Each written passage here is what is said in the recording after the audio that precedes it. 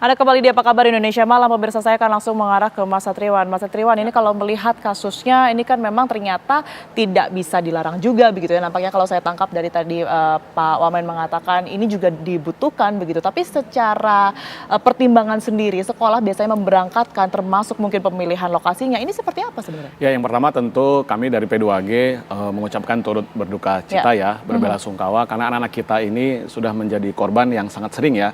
Tidak hanya peristiwa di Mojokerto, SMP Negeri 7 ya, ada Porong, sebelumnya Depok, hampir setiap daerah ada, dan itu nggak hanya SMA SMK, SD SMP juga jadi korban gitu, terkait kegiatan studi wisata.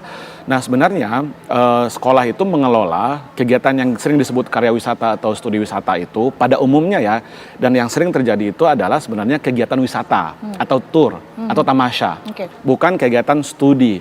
Walaupun ada juga sekolah yang membedakan dua hal itu. Ada yang betul-betul hanya wisata saja alias tamasya alias tour. Yang kedua ada kegiatan studi ya kan dengan ada turnya di dalamnya gitu. Bahkan ada yang disebut field trip. Itu ya, perbedaannya seperti gitu apa? Ya. Sebenarnya sama gitu ya. Kalau di SMK itu ada kunjungan industri namanya gitu. Kemudian juga ada field trip, bahkan ada live-in misalnya kalau di sekolah-sekolah Katolik, ada trip observasi macam-macam. Intinya itu kegiatan yang sifatnya di luar sekolah atau yang kita sebut sebagai pembelajaran luar ruang. Secara konsepsi itu ada dalam konteks studi. Karena dia adalah studi, berarti itu include ke dalam kurikulum sekolah atau madrasah. Wajib berarti ya? Wajib, ada yang wajib, kayak kunjungan industri dan seterusnya, ya kan. Kemudian kegiatan yang sifatnya studi di luar sekolah ini memberikan pengalaman yang bervariasi kepada anak, ya kan. Dan itu di negara-negara maju pun dikelola sedemikian rupa bahwa tempat belajar tidak hanya di ruang kelas sekolah, tapi bisa juga di luar sekolah, bisa ke museum, bisa ke pasar, benar nggak? Bisa ke tempat-tempat masyarakat adat dan seterusnya. Nah, ke pabrik dan seterusnya. Itu yang kita sebut sebagai tadi ada field trip, kunjungan industri, dan itu masuk ke dalam kurikulum. Nah, yang sering sebenarnya terjadi di pemberitaan kita selama ini adalah kegiatan yang sebenarnya itu hanya semata-mata tamasya atau tour, ya kan, tanpa studi. Tidak ada edukasi apapun berarti? Tidak ada edukasi gitu. Dalam konteks yang Mojokerto misalnya, ini kan juga wisata. Dalam konteks kasus yang sekolah, yang Porong ya, SMA Negeri 1 ya, Porong, itu juga kalau kita lihat acara foto angkatan, kelas 12 karena sudah mau perpisahan. Nah, momen-momen untuk kegiatan yang sifatnya perpisahan, kemudian tour gitu ya, kenaikan kelas itu biasanya di akhir tahun ajaran baru atau di akhir tahun biasa Desember atau biasanya Juli. Itu timing yang dipilih oleh sekolah pada umumnya ya. Nah, ini saya pikir harus ada regulasi memang dari Kemdikdasmen gitu ya untuk mengatur bagaimana pengelolaan dua kegiatan yang berbeda tadi. Ada yang studi di luar kelas, outing kelas kita sebut atau outdoor activity. Dan yang kedua adalah yang betul-betul hanya tamasya tanpa studi gitu ya. Nah, apa yang diatur mulai dari perencanaan, pelaksanaan sampai dengan pasca kegiatan gitu. Nah, selama ini memang dibebaskan saja sekolah sedemikian rupa gitu. Walaupun 2024 kemarin pasca kasus SMK yang Depok, yang di Subang itu banyak anak-anak kita yang tewas di situ. Nah, itu daerah Pemda, Dinas Pendidikan langsung melarang. Nah, melarang apapun bentuk kegiatan studi tour, karya wisata, field trip, wisuda di luar sekolah. Walaupun setiap daerah berbeda, kalau Jawa Barat itu ada yang di luar kota, membolehkan hanya di satu kota saja. Di satu kota, betul, kalau DKI Jakarta melarang. Ya kan, kegiatannya hanya di dalam sekolah gitu. Nah, kami pikir ini juga ya reaksioner, walaupun sekarang buktinya setiap daerah sudah banyak lagi anak-anaknya yang melakukan studi tour atau studi wisata gitu ya. Karena apa? Kita acap kali reaksioner. Ya kan, pemerintah daerah, pemerintah pusat ya reaksioner melihat kasus-kasus seperti ini gitu. Dan untuk Pak Wamen tahun 2024 itu Pak Wamen hapunten ya, itu ada surat edaran Sekjen ya Kemdikbud tentang tata cara pemilihan bus pariwisata yang berkeselamatan, ya kan, sebagai respon terhadap peristiwa yang di Depok SMK yang terjadi kecelakaan gitu ya. Nah, itu dikeluarkan surat edaran nomor 9 tahun 2024. Kami berharap sebenarnya lebih dari surat edaran. Apakah itu peraturan bersama Menteri ya Pendidikan dengan Menteri Agama, bahkan sampai ke perguruan tinggi. Nah, Mbak Tiara tahu perguruan tinggi juga seperti itu, kegiatan luar kampus itu banyak sekali.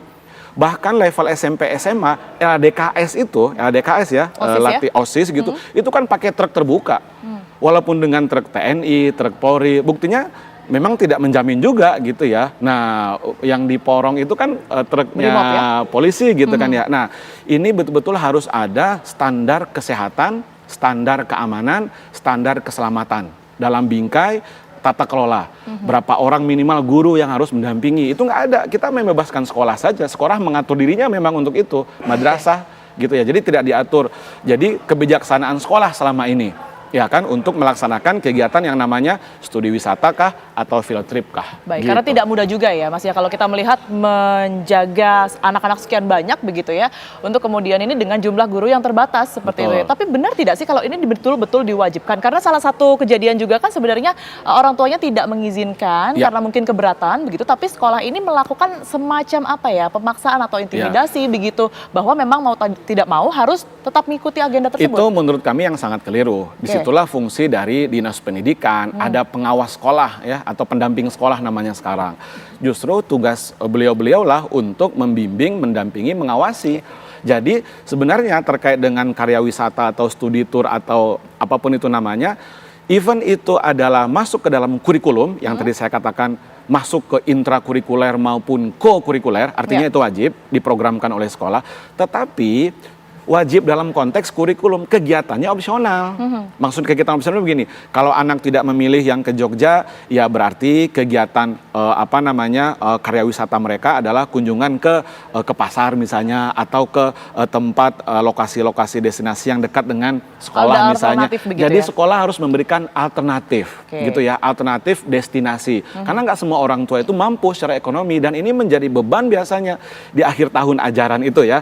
Satu, untuk wisuda itu biasanya beban juga, dan Kemdikbud 2024 sudah mengeluarkan aturan ya yang mengatakan bahwa sekolah tidak boleh mewajibkan wisuda, itu opsional. Nah, hendaknya ke depan kita berharap ke Kemdikdasmen, Kementerian Agama itu juga membuat aturan terkait studi wisata, sekolah tidak boleh mewajibkan, tapi sifatnya opsional. Sekolah harus memberikan opsi-opsi alternatif bergantung kepada kemampuan ekonomi orang tua murid. Baik, disesuaikan begitu ya. Jangan sama semuanya ke Bali atau semuanya seragam ke Jogja. Zaman saya sekolah, di sekolah saya di Bogor dulu gitu ya. Itu sekolah saya memberikan opsi. Baik. Ada yang ke Jogja, Bali kalau tidak salah, dan ke Bandung. Saya memilih yang ke Bandung. Ya kan, karena waktu itu kondisi kemampuan kita ya bisa ke Bandung, dan banyak juga teman saya yang memilih, dan tidak ada diskriminasi dari sekolah. Oh, yang mengutamakan ke Bali karena biayanya lebih dari 1 juta waktu itu misalnya, dan ke Bandung lebih murah, tidak. Nah, ini yang saya pikir harus ada ketegasan dari pemerintah pusat maupun daerah. Jadi tidak ada namanya paksaan begitu ya untuk kemudian ini mengikuti satu kegiatan, semuanya bisa teredukasi dengan baik dengan kemampuan masing-masing seperti itu ya.